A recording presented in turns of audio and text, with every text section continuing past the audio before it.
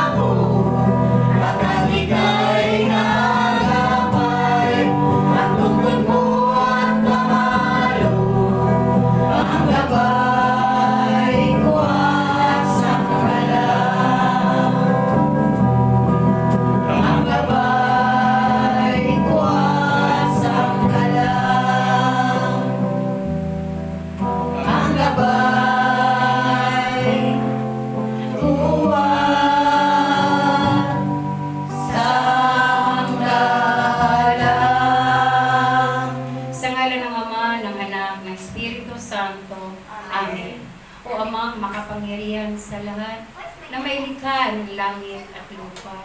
Isang mapagpalang umaga po. Ama, narito po ang iyong mga lingkod na iyong pinili. Hinugod sa bunto ng karamihan upang magpuri, sumamba, dumakila sa iyong pangalan, sa espiritu at katotohanan. Tunay nga po, Ama, kami nagkasala, nagkamali at nagkulang. Maging ito'y sa isip, sa salita at sa gawa. Patawad po, Ama, patawad. Ama, maraming salamat sa buhay na may kagipat, sa kalakasan, sa gabay at patnubay, sa mga pagsubok, sa mga problema at kasakitan. Ama, hinihiling po namin na i-bless mo ang bawat isa na iyong gagamitin sa gawain na ito. Bilukob mo ang malastaraptok ng aming ulugan sa dulo ng aming kalampakan, ang iyong banal na Espiritu. Lalo-lalo na Espiritu ng karunungan, upang anuman po ang aming sasabihin na ayon lamang sa iyong kalooban. Amen. Ama, ikaw po ang magsalita sa bawat isa sa amin upang ikaw po ang aming may taas, hindi po ang aming mga sarili. Ama, mga kapatiran na may mga karamdaman, maging ito sa loob ng kanilang mga tahanan, sa loob ng mga paggamutan, patuloy mo po silang patungan na iyong mapagpalang kamay para sa kanilang lubusan na kagalingan. Maraming po salamat, Ama. Maraming salamat. Ito po sa dalangin namin sa matamis na pangalan na iyong bugtong na anak na aming Panginoon sa Kristo, kaysa nakabanal-banalang Espiritu Santo. Alleluia, Alleluia, Alleluia. Ama, awitan ka po namin, awitin panlangin. I love you, Lord. I love you, Lord.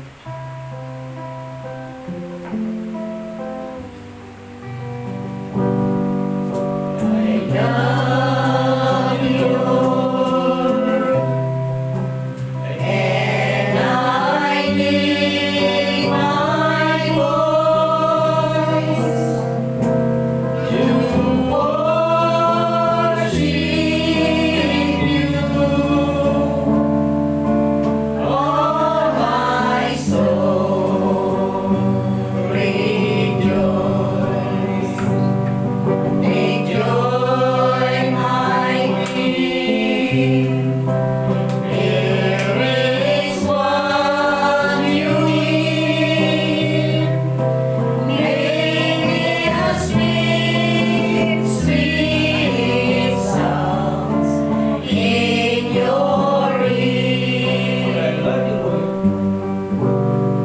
I love you, Lord, and I lift my voice to worship you. All my soul rejoice. Rejoice, my King. There is one you hear. Make me a sweet, sweet sound in your ear. Mahal kita, O Panginoon. Dakilang lang sa buong mundo. Iwaga mo at pag-asa. Mahal kita sa sambahin sa tuwina. Luwalhati sa Ama, sa Anak, at Espiritu Santo. Kapataran sa unang-una, ngayon, magpakailanman, magpasawalang hanggan. Luwalhati sa Ama, sa Anak, at Espiritu Santo. Kapataran sa unang-una, ngayon, magpakailanman, magpasawalang hanggan. Tayo po lahat. Luwalhati sa Ama, sa Anak, sa Espiritu Santo. Kapataran sa unang-una, ngayon, magpakailanman, magpasawalang hanggan. Sa ngalan ng Ama, ng Anak, ng Espiritu Santo. Amen. Dadako na po tayo sa ating Ebanghelyo. Pagkalugtog natin sa ating kapatid, Sister Cherry.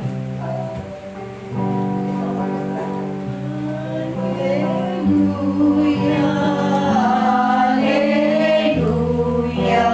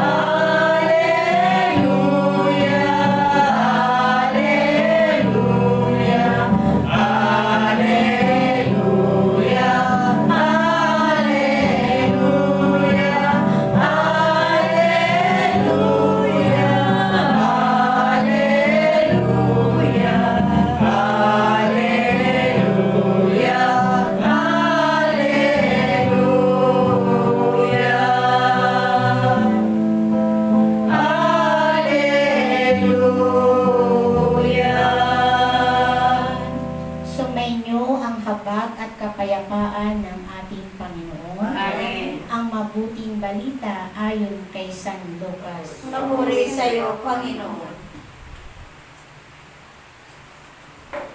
Lucas 19:45 to 48. Ito po ang sinasabi. Si Jesus sa templo. Noong panahon iyon, pumasok si Jesus sa templo at kanyang ipinagtabuyan ang mga nagtitinda. Sinabi niya sa mga ito, nasusulat, ang aking bahay ay tatawaging bahay dalanginan. Ngunit ginawa ninyong pugad ng mga magnanakaw. Araw-araw si Jesus ay nagtuturo sa loob ng templo. Pinagsikapan ng mga punong saserdote, ng mga iskriba, at ng mga pangunahin ng bayan na siya'y ipapatay. Subalit wala silang makitang paraan upang naisagawa ito, sapagkat taimtim na nakikinig sa kanya ang buong bayan. Mga kapatid, ito po ang mabuting balita ng ating Panginoon. Pinupuri ka namin, Panginoon Jesucristo.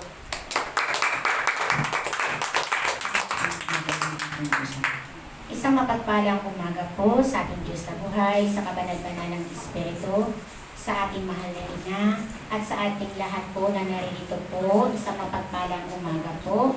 Palakpakan po natin ang ating Panginoon. Ganun din po sa lahat ng mga nanonood sa kanilang tahanan, sumusubaybay, sumusuporta sa lahat ng gawain ng SGN. Isang mapagpalang umaga po. Yun nga po, humingi kami ng paumanhin, din po yung ano namin, kasi po nag-run out po dito. Pero salamat sa Diyos, dahil sa pagkatapos namin ng pag-rosary, nagkaroon po ng ilaw. No? Salamat po sa ating Panginoon. Yun po, napakaganda ng ating mensahe ng ating Panginoon, ang si Jesus sa templo.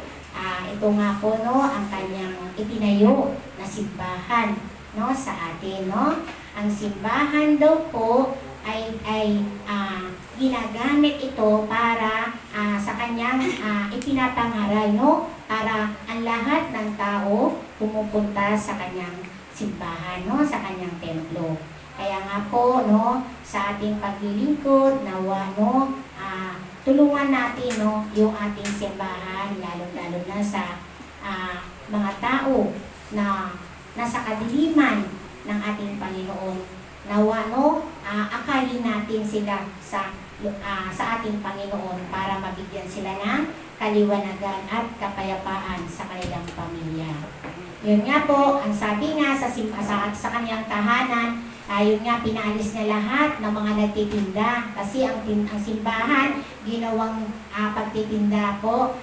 Noon nga po, no, tayo naman nung sa SOC pa, no, sa lumang natin, talagang pagdating ng topic ni Brother Tim, di ba, lahat ng nagtitinda tinatakpan, bawal na magtinda, no? Pero sabi nga, salamat sa ating Panginoon dahil sa yun nga sabi ng Panginoon, kahit saan tayo pumunta, andun ang ating Panginoon. Pero iba pa rin yung nagbibigay ng oras at panahon sa ating Panginoon na pumupunta sa kanyang dalanginan, kanyang simbahan, no? Kaya sabi nga, napakaganda ng mensahe ng ating Panginoon, si Jesus sa templo. Paano naghahari ang ating Panginoon sa ating puso? Kasi ang puso natin ay tunay na templo ng ating Panginoon. Diba? Sabi nga, kapag ang ating templo, ang ating puso marumi, diba, hindi pumapasok agad-agad, no? Hindi pumapasok agad-agad ang presensya ng ating Panginoon. Kaya nga sabi, totoong maaari kang magdasal kahit nasaan ka. Ngunit huwag sana nating kalilimutan na ang mga simbahan ay itinayo para sa ating sama-samang pagsamba at panalangin. Kung nakakagawa natin, igalang ang ating mga sariling tahanan. Yun nga po, ginagalang nga po natin daw yung ating sariling tahanan. Ganun din po, galangin din po natin ang simbahan ng ating Panginoon. Hindi ba higit natin dapat igalang ang lugar na itinayo para maging bahay dalanginan? kung mga sarili sapagkat ang ating mga katawan ay pananahanan din ng Diyos. Amen. Totoo po yun. Itinayo ang templo o ang simbahan para sa banal na layunin. Ito ay paalala sa atin na kasama natin ang Diyos sa lahat ng oras at pagkakataon. Sa loob ng ating mga simbahan ay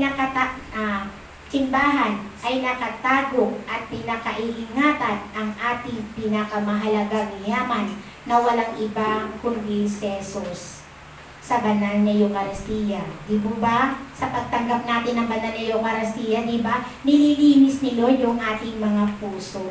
Di ba? Pag tinataas, di ba? Di ba tinatanggap natin si Lord? Na ano man yung kahilingan natin, di ba? Pagtanggap natin, no? Sa ating Panginoon, Lord, linisin mo ang aming mga puso. Alisin mo sa aming mga puso ang hindi kalugod-lugod, no? Kaya sa pagtanggap natin sa ating Panginoon, talagang instant ibinibigay din ng ating Panginoon ang ating mga kahilingan.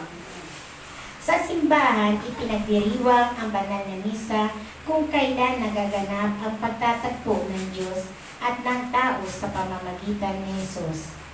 Bigyan ng tamang paggalang ang simbahan at lalo na ang banal na misa. Magbihis ng maayos at makinig ng mabuti sa salita ng Diyos at maghanda ng mabuti sa pagtanggap sa katawan ni Jesus. Amen. Amen po. Yun nga po, no, talagang napakaganda ng ating mensahe, ng ating ebanghelyo ng ating Panginoon. Kaya sabi nga, yung pag pumupunta tayo ng simbahan, ayusin naman po natin, no? Kaya nga sabi nga, marami pa rin yung hindi nakakasunod, no? Pero salamat sa Panginoon kasi parang nakikita ko naman, parang improvement naman, no? Improvement kasi merong nakalagay sa simbahan na bawal magsuot ng mga sando, bawal mag-ano. Pero sabi nga, no, sa galangin natin, no, ang tahanan ng ating Panginoon. Kaya patuloy tayo maglingkod. Kaya salamat sa Panginoon dahil nagkaroon tayo ng ganitong misyon, no? Meron tayong mga ganitong koordinasyon, ano tawag doon? Yung organisasyon, no? Nagkaroon tayo ng gawain ng ating Panginoon kung saan siya nagturo araw-araw. Ito nga po, no, yung God's Healing. Totoo po yun, no? Lahat na may mga kasakitan, punta po kayo dito, no? Makinig po kayo ng salita ng Diyos sa pag-upo niyo po at gagaling ang inyong mga karamdaman, mga kasakitan. Kaya nga mga kapatid, nawa sama-sama magkita-kita muli tayo. Malapit na ibibigay sa atin ng Panginoon na magsama-sama muli tayo at mag-akay tayo ng mga buhay na kaluluwa patungo sa landas ng ating Panginoon. Yun lang po at isang mapagpalang umaga po. Tawagin po natin ang ating gagamitin ng ating Panginoon, ang nagbibigay ng sahi, ang ating kapatid, Brother Tony Dacles.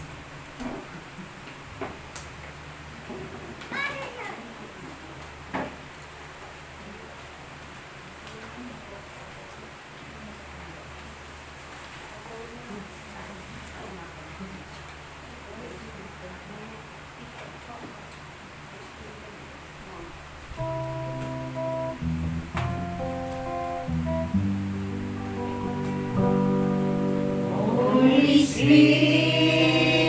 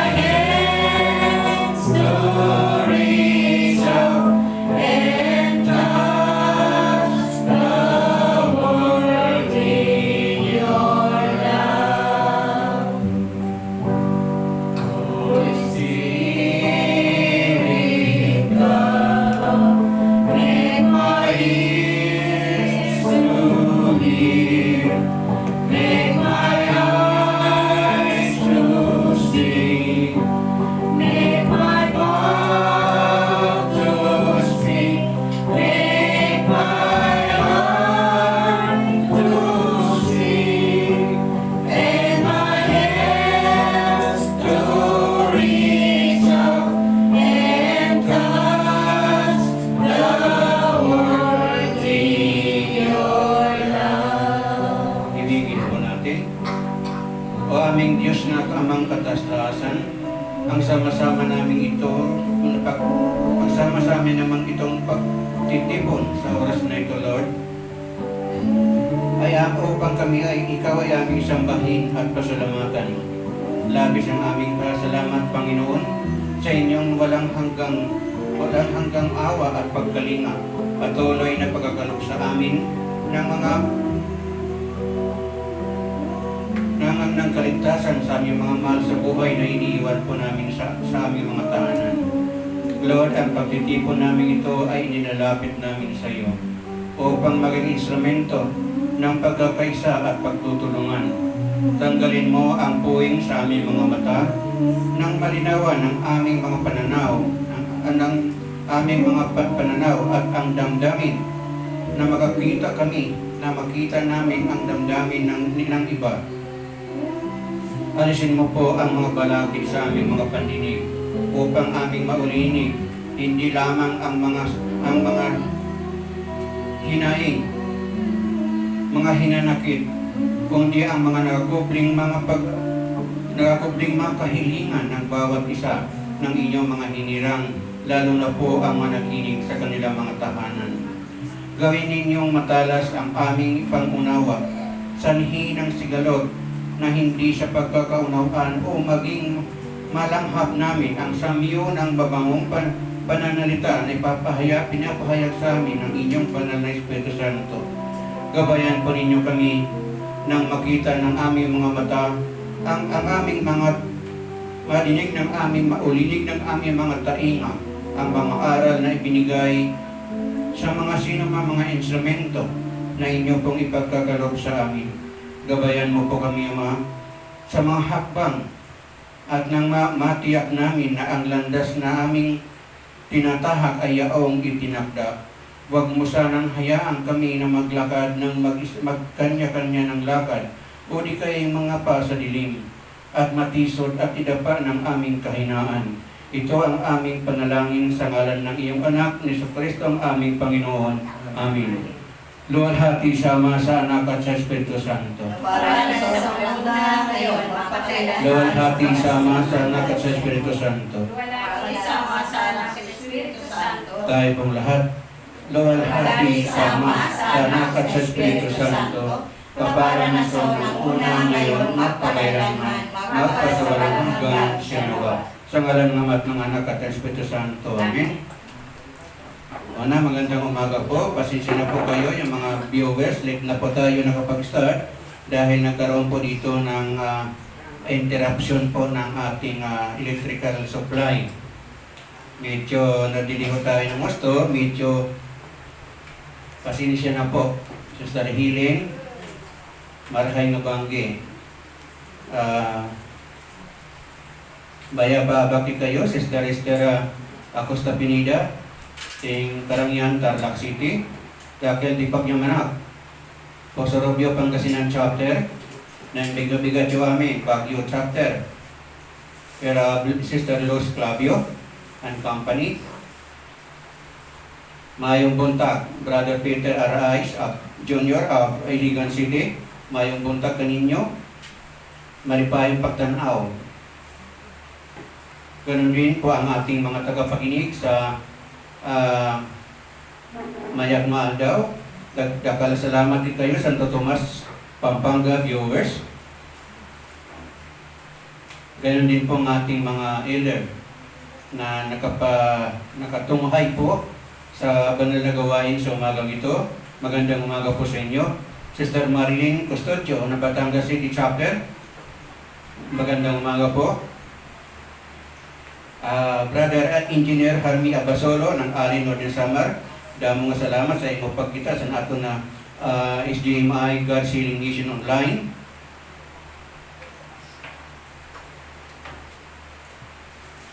Maray nga aga dyan ni Rasinis at Carissa Clibon Albay.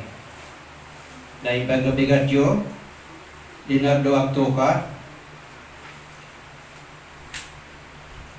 at gayon din sa ating spiritual director, Reverendo Padre Melvin P. Castro ng Mother Dolorosa Paris ng Kapastarla.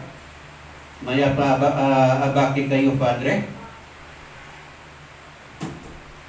Sa ating pong tagapangulo, Sister Corazon Racilador. Sa ating mga elder, Sister Lina and Sister Bibi Di Guzman. Kumusta po kayo? Buenos dias. Ang ating pong paksahin sa umagang ito, bagamat ito po hindi medyo taliwas sa ating Ebanghelyo, ito pong dalawang bagay ang nais po natin bigyang pansin upang po para po sa kaalaman po natin lahat, sapagkat ang ating mga kaibayong mananampalataya, ito po ay hindi kinokonsidera na mayroon ganitong nakatala sa ating banal na kasulatan. Ang paksa po natin o ang tema, ito pa pinamagatan, ano ang purgatorio at ang impyerno. Kaya yung kanta niyo mamaya, oras na. Mamimili kayo which you wanted to go, either in purgatory or in hell. Nasa inyong choice po niyan. Ang salitang purgatorio o purga o kulungan ng mga patay, ito ay pinupuntahan ng mga biyaheng langit na tao. Tinatawag din ito na purification stage or final purification sa mga kaluluwa. Lahat ng mga tao o kaluluwa ay dumaranas ng tinatawag natin na temporal punishment bago pahintulutan na makapasok sa langit. At ito general judgment. So itong tinatawag natin dito, pag tayo namatay, ayon sa ibang mga sekta, pag ikay namatay, hinaturan ka na, tapos na. Pupunta ka na daw sa langit. So pakinggan po natin kung tama nga ba na pag tayo namatay, diretso ka agad sa langit. Sino magkasabi na diretso agad? Ang isa pang punto dito, ang kanilang pinag-question, wala raw mababasa sa Biblia na litra por litra na sinasabi nila na mayroong purgatorio. Bagamat kung ating pong babalikan ang mga sinaunang mga kasulatan, yung lalo po natin yung binabalikan natin yung tinatawag po natin Latin Vulgate na Biblia, mababasa po natin doon ang salitang purgare. Purgare. Sa medieval na Latin word, ang purgare o purgatoire, ito ay ibig sabihin sa English na linisin. Kaya meron tayo binabanggit kanina na purification during the temporal punishment.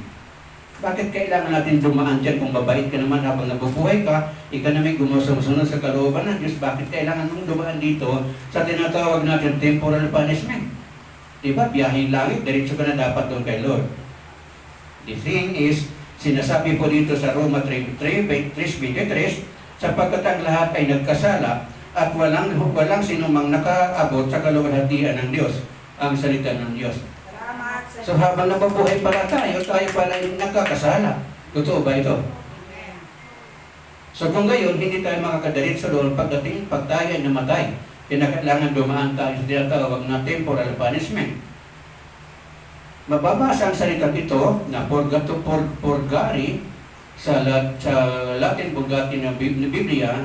Ito po yung mga sinaunang mga scripture, mga sinalin po ng panahon na yon.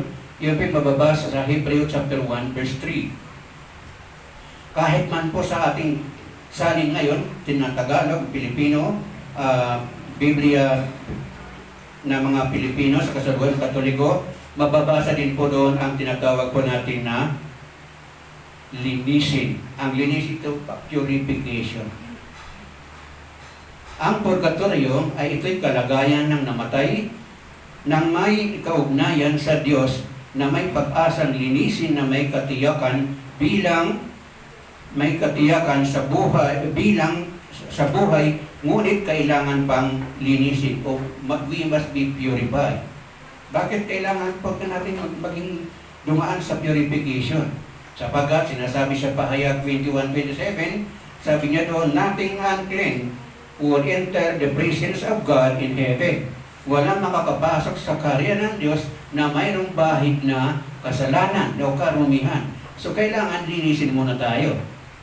Bagamat bound for heaven tayo, biyaheng langit tayo, ngunit tayo ay may dungis habang tayo namumuhay.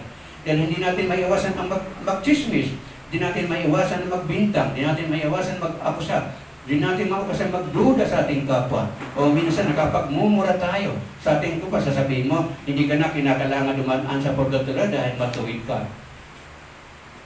Wala nakaabot sa kaluwalhatian ng Diyos ayon sa Roma 3:23 na binabanggit natin kanina. So dito minsan, pag tayo namatay, sinasabi sa Hebreo 9:27, sabi niya, itinagda sa mga tao ang minsan mamatay, minsan lamang mamatay, at pagkatapos ay ang paghuhukom. Gayon din naman, si Kristo minsan inihandog upang pawiin ang mga kasalanan ng mga tao. Siya ay muling darating, hindi upang muling ihandog dahil sa kasalanan, kundi upang iligtas ang mga naghihintay sa Kanya, ang salita ng Diyos. Salamat. So lang pala, malinaw, habang tayo namatay, tayo ay nakalagak at tayo naghihintay na tayo pagkalooban ng mga pinangako ng Diyos. Ngunit sinasabi sa Mateo 5:22, ngunit sinasabi ko naman sa inyo, ang sinumang napupuot sa kanyang kapatid ay mananagot sa hukuman. Ang humahamak sa kanyang kapatid ay mananagot sa kataas-taasang kapulungan ng mga Hudyo. At sino mang magsabi sa kanyang kapatid, ulol ka, ay nanganganib na maparusahan sa apoy sa impyerno. So dito pa lang sa talagang ito, marami nang babala na tayo ay talagang nagkakasala. Habang buhay tayo, hindi exception sa lahat. Hindi lisensya ang lahat na hindi tayo magkamali. Sapagkat nariyan si Satanas sa tabi-tabi natin upang tayo ay dayain at tayo po ay mahikayat na makagawa ng pagkakasala. So walang makapagsasabi na ako ay walang naging kasalanan. Si Kristo lamang yun ang nakagawa noon. Sa atin, wala pa sa atin nakagawa yung kahit sino. Roma 3:10 at 23, sabi niya dito, ayon sa nasusulat, walang matuwid, wala kahit isa ang salita ng Diyos. Salamat sa Diyos. Mismo, Biblia nagsasabi na tayo'y lahat ay walang matuwid. Lahat tayo may bahid na karumihan. Kaya kung minsan maglinis-linisan tayo, baka walang maniwala, sasabihin sa iyo, sinungaling ka, di ba?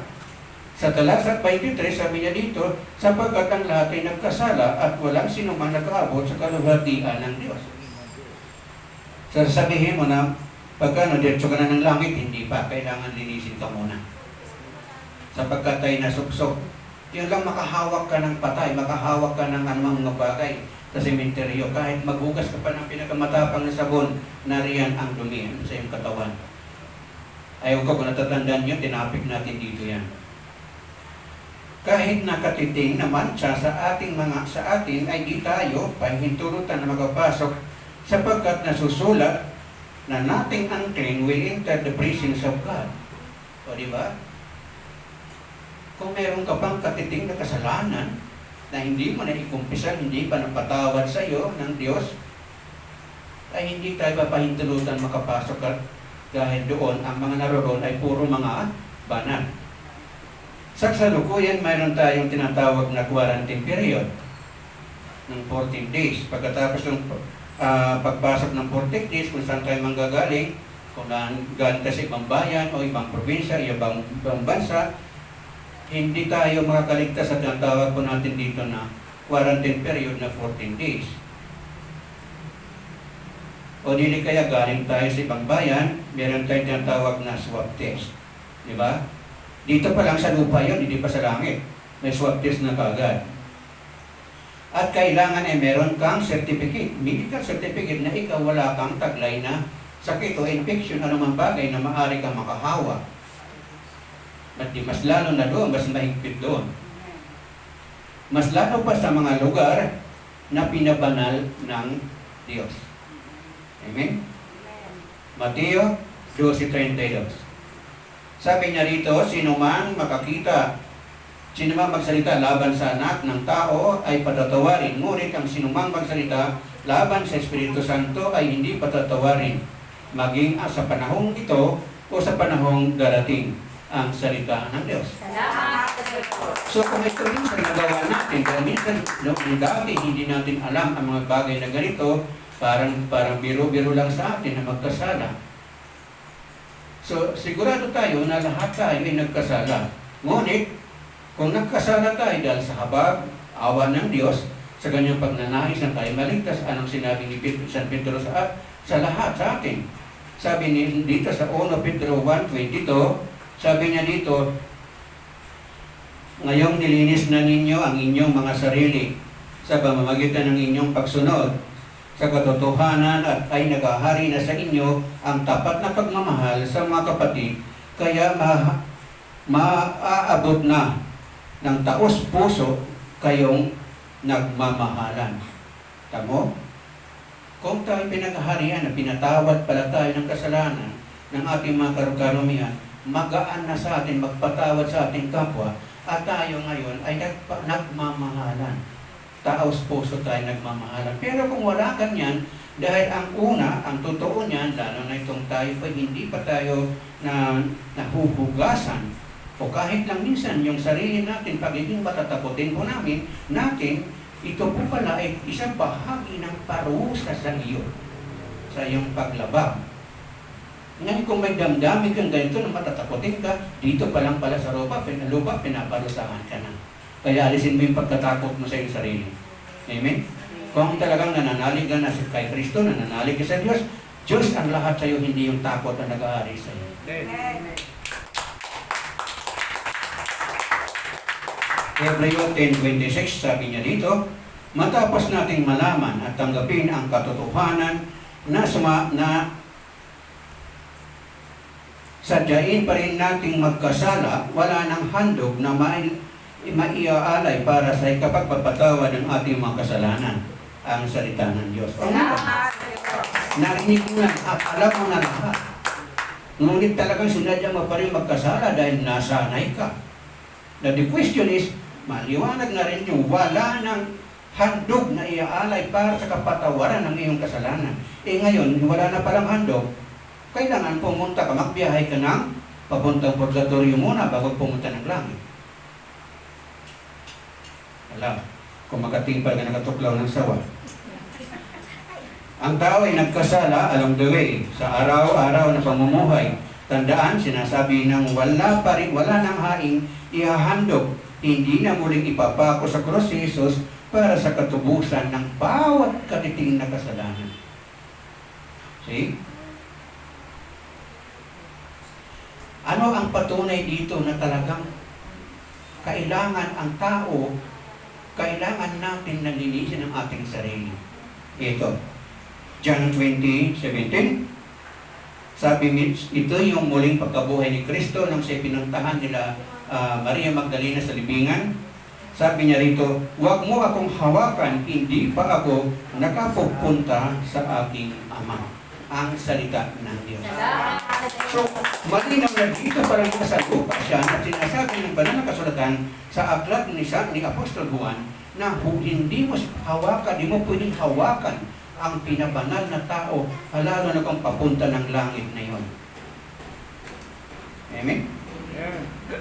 Kaya ngayon, yung awitin mamaya, yung oras na mamimili kayo doon. Yung kanta na yun, oras na it's either you want to go to the left or to the right, or you go to heaven or you go to impyerno. Nasa inyong choice. Matandaan natin na sinasabi na dito mismo sa aklat ni San Mateo, sinasabi niya rito sa 5:26, tandaan ninyo, hindi ka makalalabas doon hanggat hindi mo nababayaran ang kahuli-hulihang barya na dapat mong bayaran, ang salita ng Diyos. Nasaan ito? Tinutukoy na sinasabi ni San Mateo na hindi ka makalalabas doon. Yaong mga nakakulong sa purgatorio. Hanggat hindi nalilinis ang lahat ng kasalanan mo, hindi ka makakaalis doon.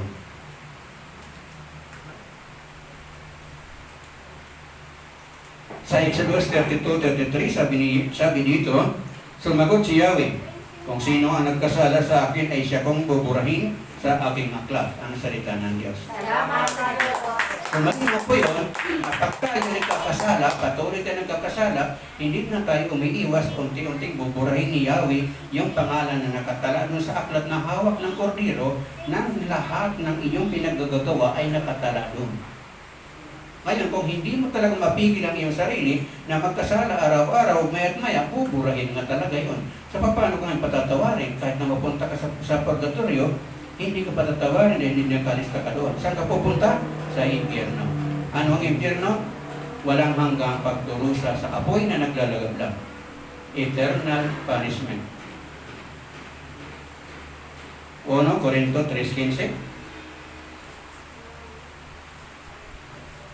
Sabi niya rito, but if your work is burnt up, then you will be saved. You will lose it. But you yourself will be saved as if you had escaped through the fire. Sa Tagalog na version, ngunit kung masunog naman, mawawalan siya ng gantimpala. Gayunman, maliligtas siya, kaya lang ay para siyang nagdaan sa apoy, ang salita ng Diyos. Salamat sa Diyos. Kung nagkasala tayo, mayroon tayong pag-asa na tayo maliligtas. Walang sinabi hindi ka maliligtas.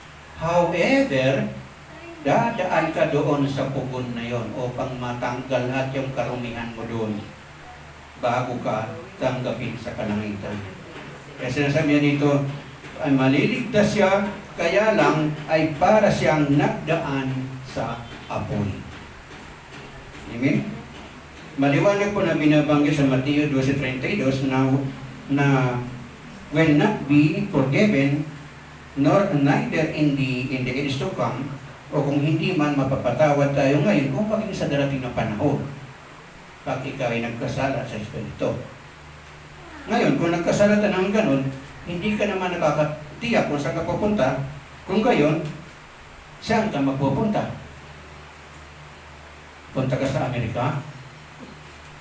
Hindi rin. Punta ka saan? Siyempre, pupunta ka sa impyerno. At pag gayon, ito ay ang pagkakaiba ng purgatorio at ang impyerno. Ang impyerno ay naroroon ang mga eternal punishment na walang katapusang pagdurusa na naglalagablab na sopre. Samantalang ang purgatorio, ito ay parang naglilinis ng ginto. Dinadalisin ang ginto upang maging puro, tinatanggal ang lahat ng mga bagay doon na nakahalo na hindi karapat-dapat, inaalis po natin doon sa purgatorio. Kaya huwag kayo maniniwala niyo sa sabing, walang purgatorio sa Biblia, walang mababasang litra por litra, ginawa lang yung mga paring Katoliko upang pagkakitaan. Go back to yung mga kauna-unahang mga references natin, hindi yung ngayon. Dahil mismo yung ating tinagalog ngayon, 427 years na nakaraan, isinalin yung tinagalog na Biblia sa Pilipinas. Meron pa bang hihigit pa doon sa mga unang salin magmula sa Griego na pagkakatala sa Biblia na isinalin sa Latin? Meron pa bang higit sa lalapit sa katotohanan doon? Kung mismo ang mga taong yun na nagsulat doon ay kasama mismo ni si Kristo noong panahon yun, 33 AD hanggang 98 AD. Tapos ikaw ngayon, sumulpot ngayon, 1914 o kaya 1985 ka lang o kaya 1931, sasabihin mo, hindi totoo yan. Hello? Huwag naman kayong ganyan sa tahimik. Nawawalan tuloy ko ng baka wala na akong kasama. Hindi naman tayo nagagalit niya. Paliwanag natin para maintindihan po natin lahat, no? 1 Pedro 3:19. Sabi niya rito, Sa kalagayan ito, nagpunta siya at nangaral sa mga espiritong nakabilanggo ang salita ng Diyos. Si Pedro mismo nagsalita. Sino daw ang nagpunta sa lugar ng mga espiritu nakabilanggo? Si Jesus mismo. Bakit? Pag nagdarasal ka ng sumasampalataya, di ba? Nanaog sa mga kinaroroonan ng mga yumao. Nandoon na mismo yun, sinasabi doon. Nagpunta mismo siya doon. Patuloy nito kahit nandoon ka sa kakulong ka sa purgatorio, may pag-asa kang patawarin ng Diyos sapagkat mismo siya nagpakita ng isang halimbawa na siya mismo personal na nagtungo roon upang patawarin, ipangaral ang mabuting balita ng kaligtasan sa mga kaluluwang nakakulong doon. Paano kaya kung nakakulong sa city jail? Meron kayong pag-asa yun? Kaya ang pagdarasal sa sinasampalatayanan,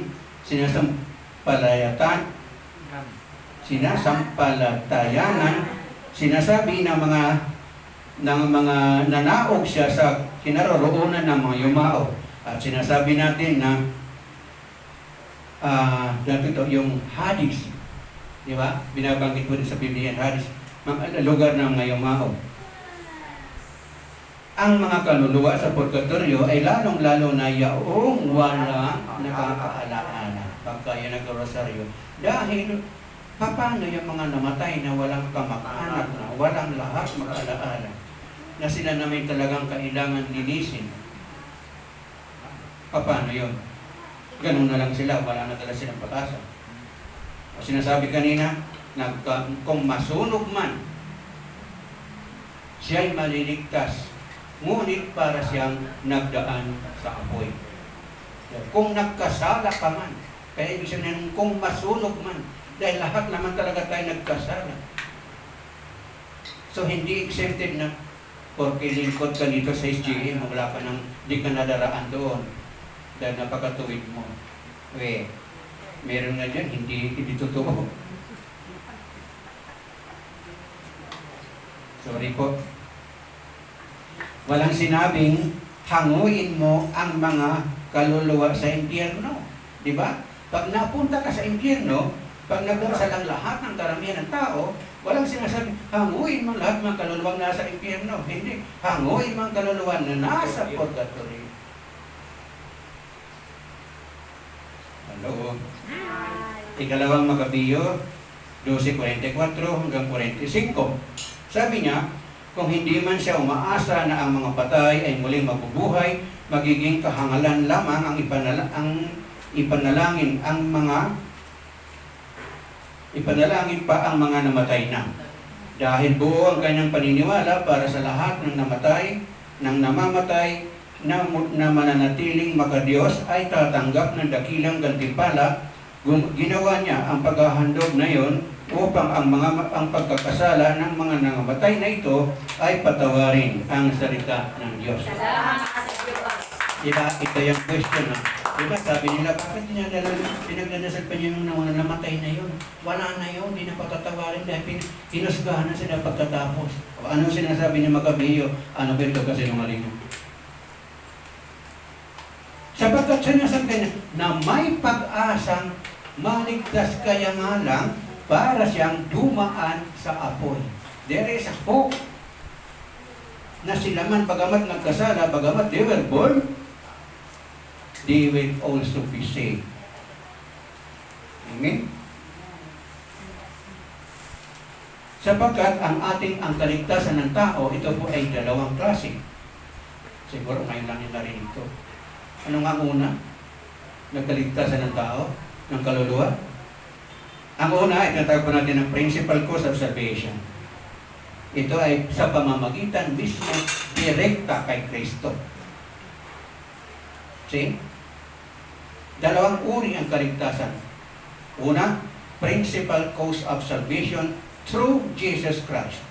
Direkta kay Kristo. Halimbawa, yung pagpunta niya doon sa mga yumao, doon sa Hades, siya nagpunta sa mga kulungan ng mga espiritu na kakulong doon. Kung sinong napatawad doon, direkta siyang maliligtas, siya makakalabas siya doon. Ang pangalawa, instrumental cause of salvation. Ano itong instrumental cause of salvation? Ano itong tinatawag po natin ng instrumental ng kaligtasan? Ito po ay by instrument ng Diyos na ginagamit ng plano ng Diyos upang tayo ay maligtas. Sino yung ginamit ng Diyos upang tayo maligtas? Yung mga apostol, yung mga pare, yung mga obispo na ipinag-aalay tayo, pinagdarasal tayo upang tayo patawarin at ganun din makamit natin ang kaligtasan. Bakit? Sino may sabi? Di ba si Kristo lang nagpaliligtas? Hindi lang po si Kristo, sapagkat ang tinatawag natin na official succession ng mga otoridad ng ating Panginoon. Nagmula kay Kristo, ipinasa niya kay Pedro na siya ay naging unang obispo, at ipinasa naman ito ni Pedro sa mga alagad, dahil alam ni Pedro na mamamatay din siya dahil siya tao. Sino magpapatuloy ng ganitong obligasyon kung hindi ipapasa? Nagkaroon tayo ng succession. So, dito sa paraang ito, tinatawag po natin na instrumental salvation. Ito yung gumagamit ng instrumento ang ang Diyos sa mga apostol, sa mga obispo at mga pare, para sa kaligtasan natin. Bakit tayo nangungumpisan? Di ba? Ang argumento nila ganito. Bakit kayo mangungumpisa pare? Tao din yan, makasalanan din yan. Pagpapatawad ba? Nakapatawad ba sa inyo? Hindi, si Kristo lang. Okay, ito ang paliwanag. Kung mangungumpisal ka sa anghel na pinadala ng Diyos sa iyo, ang anghel ay, ano ang anghel? Espiritu. Magsasabi ka ng iyong kasalanan, mangungumpisal ka doon lahat, mauunawaan ka kaya ng Espiritu versus tao. Kaya, ang instrumentong ito, instrumental salvation, humirang ang Diyos ng mga kinatawan upang siya ang doon natin ikumpisal ang mga kasalanan, sapagkat ang pari, ang obispo ay tao na may damdaming tao na mauunawaan niya ang damdaming tao na nangungumpisal at nagsasabi sa kanyang katotohanan ng kanyang kasalanan. Hello? Hello, masyado silang tulala. Bakit nga ba nagkaganon? Will you be understood by the Spirit kung hindi ka mangungumpisal direkta? Dahil ang Diyos ay Espiritu at katotohanan. Mateo 6:18. Sabi niya rito, at sinabi ko sa iyo, ikaw Pedro, at sa ibabaw ng batong ito ay tatayo ko ang aking iglesia, at ang pintuan ng daigdig ng mga patay ay hindi magtatagumpay laban sa kanya. Ang salita ng Diyos. Si Pedro sinasabi dito na, ikaw Pedro. Sino ba ito si Pedro? Sino ba siya nung hindi pa siya hinirang ng Diyos? Hello? Sino ba si Pedro? Ikaw Pedro. Kung babalikan niyo ang kwento nung kay Felipe at saka kay Pedro, babalikan niyo doon, anong sinasabi doon? Si Pedro ay Simon, na naging unang obispo. Anong apelyido ni Simon? Doon pagka-obispo niya? Dahil pag hinirang ng Diyos, ang obispo man, kaya ang pare, pag sila pumirma, cross muna bago yung kanilang signature. Pag ikay naging obispo, kung anong pangalan mo, papalitan ng ibang pangalan niya. O sino si Francis at si Pope Francis niya, sino ang pangalan niya? Hello, talagang wala sa kanila. Si Pope John Paul, anong pangalan niya? Taga-Poland ko. Si Pope John Paul, siya ay taga-Poland. Ang kanyang tunay na pangalan ay Karol Wojtyla. Si Pope Francis ay George Bergoglio. Bakit naging Pope Francis? So kaya itong sinasabi sa Mateo 16:18 na ikaw Pedro, pero si Pedro ay hindi siya Pedro, hindi siya ay Simon. Ang apelyido niya ay Ben, B-I-N. Sino ang humirang dito na ikaw mismo? topic na nasunod yan para maintindihan po ninyo. Ang tinatawag po natin na succession of authority. Nagmula kay Kristo, magpahanggang ngayon. Bakit kayo nakapagpapatong kayo ng kamay pag kayo nag-pray over? There is a succession. Ang mga responsibilidad na itinuro, ipinasa sa inyo bilang nakipag-isa kay Kristo Jesus. Alam.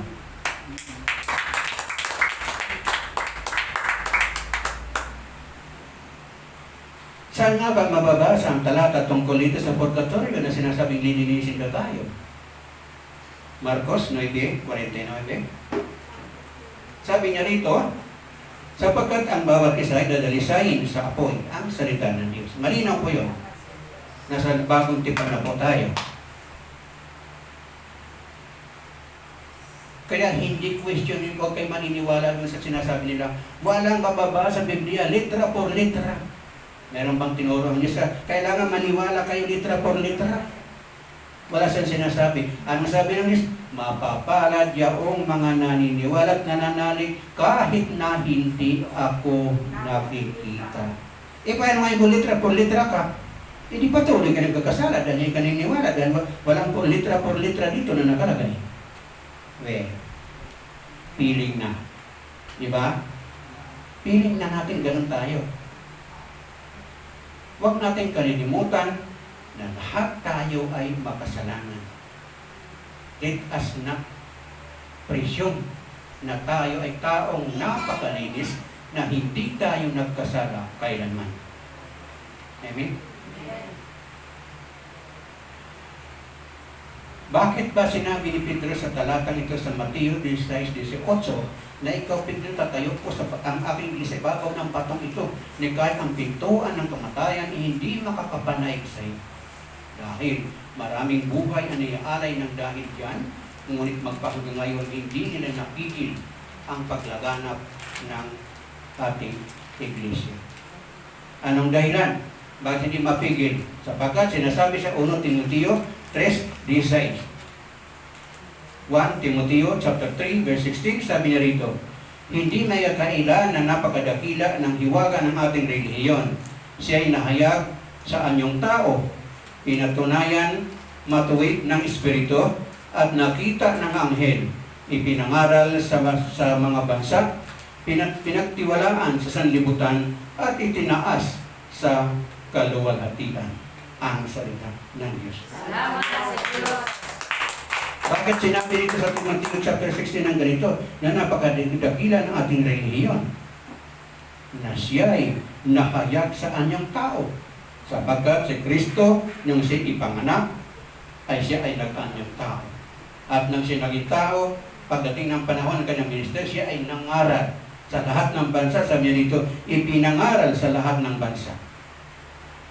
Noong siya ipanganak sa sabsaban, sino ang unang dumating? Hindi ba mga anghel na nagpuri sa kanyang pagsilang? Kaya nakita siya ng mga anghel. See? Ipinangaral, naging universal. Sa buong daigdig ito ay ipinangaral. At pinaniwalaan sa buong sanlibutan at itinaas sa kaluwalhatian. Ano ito? Iniakyat sa langit sa kanyang muling pagkabuhay. Amen? Kaya sinasabi sa kasulatan, wala pang umakyat sa langit kung hindi yaong nanggaling sa langit. Siya ang nagtatak dito. Kaya sinasabi dito, bakit sinabi ni Kristo na hindi makakapanaig ang pintuan ng kamatayan sapagkat sinasabi sa Timoteo, napakadakila ng relihiyong iyong pinabiang iba. Para silang nakakita ng kuwago. Ono, Corinto 3:13 hanggang 15. Sabi niya rito, makikilalang uri at gawa ng bawat isa sa araw ng paghukom sapagkat mahayag sa pamamagitan ng apoy kung anong uri ang mga ginawa ng bawat isa. Kung ang itatayo sa ibabaw ng pundasyon ay hindi masunog, tatanggap ng gantimpala ang nagtayo noon. Ngunit kung masunog man, mawawalan siya ng gantimpala, gayon man, maliligtas siya, kaya lang ay para siyang nagdaan sa apoy. Ang salita ng Diyos. Kaya sinasabi dito sa 1 Corinto chapter 3, verse 13 to 15, sapagkat we are tempted to commit sin habang tayo nabubuhay. Kailanman hindi tayo maaaring hindi magkasala. Dahil namumuhay tayo kasama ni Satanas sa sanlibutan ito. Hindi mga banal ang ating kasama na naririto. Kaya ang mga nagsasabi, ayoko na dyan, mga tao dyan, may nagsalita dito, puro daw mga diablo ang nariyan. Mabuti siya, nag-atis, magkasama sa atin ng 4 na taon na siya pala na may santa. Diba? Alam mo na kung ano ang ating pinalalagyan, narito ang lahat ng makasalanan. Bakit tayo nagtitipon sa isang simbahan? Bakit tayo nagtitipon sa isang community na katulad sapagkat nagpipilit tayo na maging banal sapagkat ito ang daan patungo sa pagiging banal upang tayo makamit natin ang ticket na biyaheng papuntang langit. Hello? Gawa 2:24.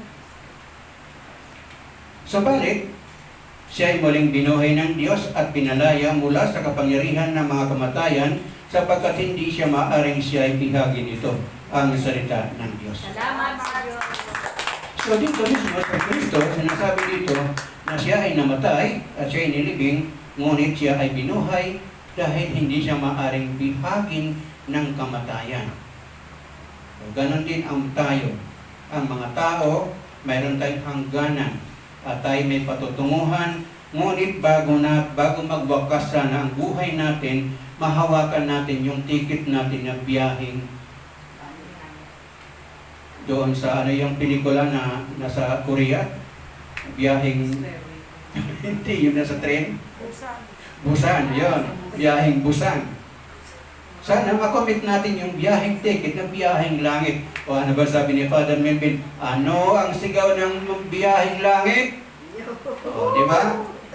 O, doon sa likod, anong sigaw ng mga taong hinirang ng Diyos na mayroon ng pagkakataon na mayroon silang katiyakan ng biyaheng langit? Hindi makasigaw kasi puno ng kasalanan ng bibig. Sorry po, hindi sinasadya. Hindi makasigaw. Hindi may tas ang kamay kasi may nakabitin ng bato. Narito si Satanas.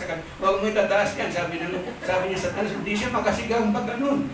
Dahil nakabitin ang mabigat doon na bato sapagkat bitinan na niya ng bato at itapon sa kalaliman ng puso ng dagat. O diba? Kaya hindi may itaas. Ultimate pagpupuri, ayaw. At saka yung pagkumaganta, ayaw rin magtaas ang kamay kasi mabigat eh. Dahil nakabitin dito, dala-dalawa. Kunwari pagkatapos pag-uwi, piling banal na banal. Aba, hindi pag medyo tinitigan ng kanya dinadaanan, ihirapan agad. At ba't ang tinitingnan? Siguro may nakita silang nasuwang. 1 Timoteo 4:8. Sabi niya dito, sa pagsasanay ng katawan, ay mayroon ding pakinabang. Ngunit ang makadiyos sa pamumuhay ay mapapakinabangan sa lahat ng paraan sapagkat ito'y may pangako. Hindi lamang para sa buhay na ito ngayon kung hindi maging sa darating. Ang salita ng Diyos. Salamat sa Diyos. Ano ba sinasabi nun? Maging sa pagsasanay ng katawang mayroon ding pipakinabang sapagkat sinasanay mo, tinitraining mo iyong sarili na makaiwas sa lahat ng bagay na nagpaparumi sa iyo at nagpapabigat sa iyong pamumuhay dyan sa kasalanan na nakulapol sa iyo. Dahil ito'y mapapakinabangan mo din naman kung ito ay iyong matututunan. Hindi lang sa buhay ngayon, sa mga mahal sa buhay mo, kung hindi maging sa panahong darating. Sapagkat ipinangako ng Diyos, isa man maglingkod sa inyo, hanggang ika-4 na salik, pagpapalain ko. Yung po yung Panginoon na nakatawag dito. Paano ngayon pag-uwi mo? Mare, sister, halika muna. Pagtunggit muna tayo. Upo ka naman doon. Wala na. Walang pag-asa na sinasabing pangako dito. Nasunog agad. Tandaan niyo siya, Mateo 12:32 yun. Binanggit ko kanina yun. Amen?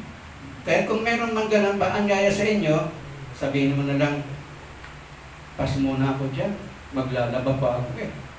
At least, nagkasala ka man, konti lang, kaysa naman sa sandamukan. O, di ba? It is said that these words is worthwhile and should not be forgotten. Napakahalaga ng salitang iyon at hindi dapat natin kalimutan.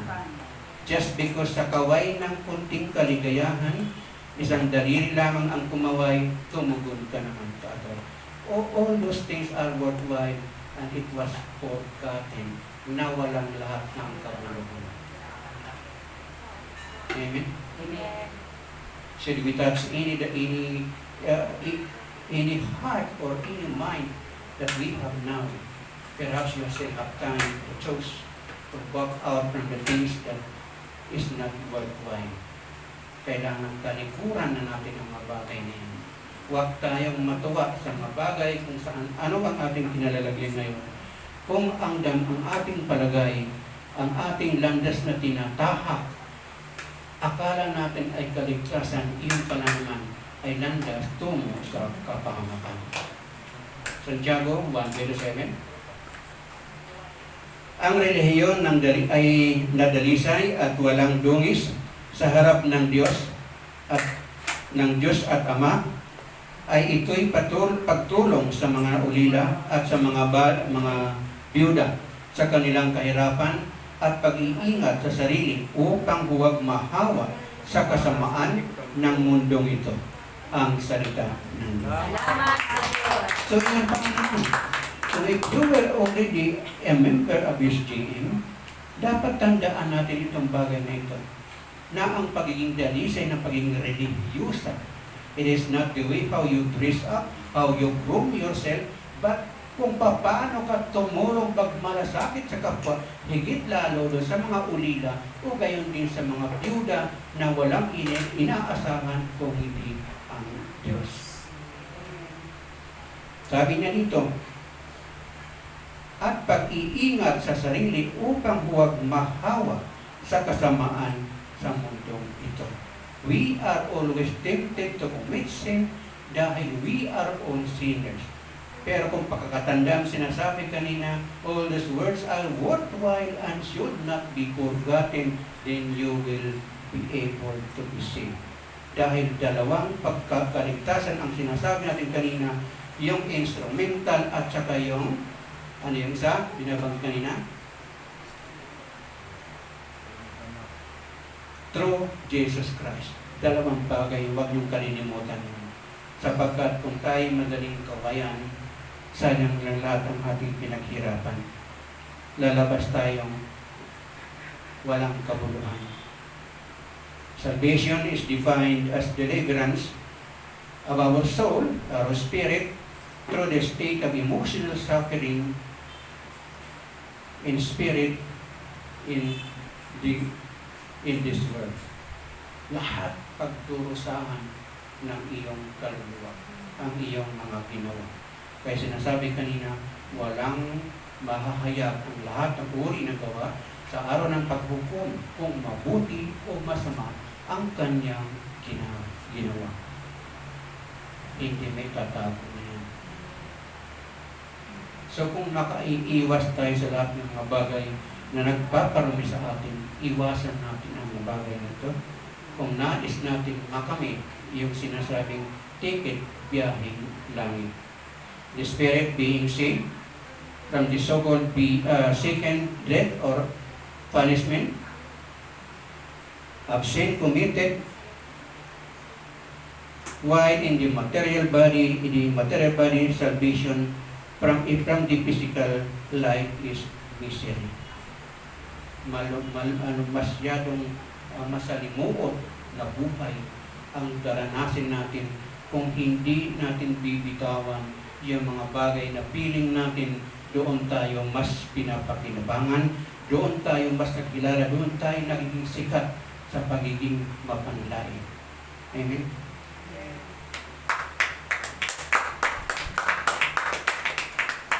Kawalang gawa at pag-ibig sa ating kapwa ay walang kaligtasan. Sapagkat pagdating natin na general judgment, lahat doon na malalantad ang lahat niya. Kung naglaglag ka man ng sanggol sa iyong sinapupunan, bagamat walang record sa langit, pero ang Diyos ay hawak po sa inyo. Ikalawang Korinto, chapter 5:10, sabi niya dito, sapagkat tayong lahat ay kinakailangan mahayag sa harapan ng hukuman ni Kristo upang tumanggap ng bawat isa ng mga bagay na ginawa sa pamamagitan ng katawan ayon sa ginawa niya, maging mabuti man o masama. Ang salita ng Diyos. Salamat sa Diyos. Lahat. Ang ending natin ay doon talaga. Wala tayong ibang pagdaraanan, kahit na mayroon ka ng ticket ng biyaheng langit, lahat ihahayag, haharap tayo sa hukuman upang mahayag